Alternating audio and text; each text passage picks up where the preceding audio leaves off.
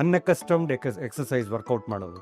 ಈಗ over night sudden ಆಗಿ ಜಿಮ್ಗೆ ಹೋಗಿ ತುಂಬ ವೆಯ್ಟ್ಸ್ ಮಾಡೋದು, ವರ್ಕೌಟ್ ಮಾಡೋದು, this all have to be done under medical supervision.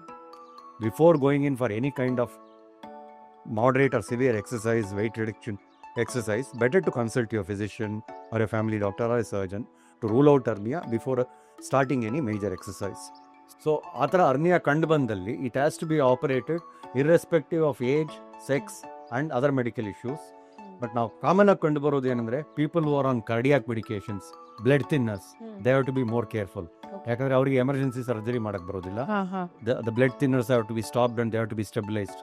ಆದ್ದರಿಂದ people with cardiac ailments especially, they better go for regular checkups, and hernia ಕಂಡು ಬಂದಲ್ಲಿ ಎಲೆಕ್ಟಿವ್ ಆಗಿ ಆಪರೇಷನ್ ಮಾಡಿಕೊಂಡ್ರೆ results are for superior, costs are cheaper and recovery is much fast. And hernia ನೀವು ಹೇಳಿದಾಗೆ ತುಂಬಾ fit ಆಗಿರೋರಲ್ಲೂ ಬರಬಹುದು because of excessive weight lifting and obesity ಇದ್ದವರಲ್ಲೂ ಬರೋ ಚಾನ್ಸಸ್ ಇರುತ್ತೆ. Obesity is a primary reason ಅಂತ ಕೇಳಿದ್ರೆ ನೀವು whenever abdomen stretches beyond a limit.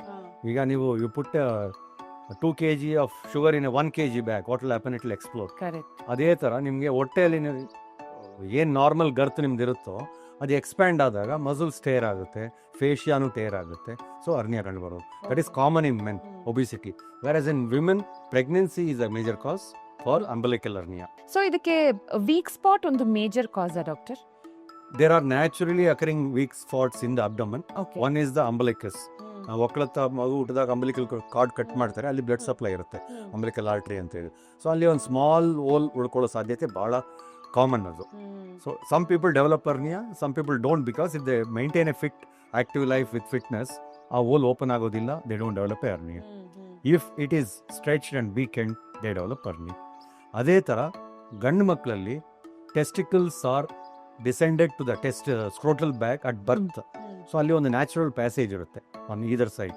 So that is called inguinal passage, inguinal canal ಅಥವಾ ಇಂಗ್ವೈನಲ್ ಪ್ಯಾಸೇಜ್ ಅಂತ ಹೇಳ್ತೀವಿ. ಸೊ ಇಂಗ್ವೈನಲ್ ಕೆನಾಲಲ್ಲಿ ಹರ್ನಿಯಾ ಆಗೋದನ್ನೇ ಇಂಗ್ವೈನಲ್ ಹರ್ನಿಯಾ ಅಂತ ಹೇಳ್ತೀವಿ. That is common in men. Hernia is congenital in many conditions and situations, and lot of people come with history of their parents having hernia also.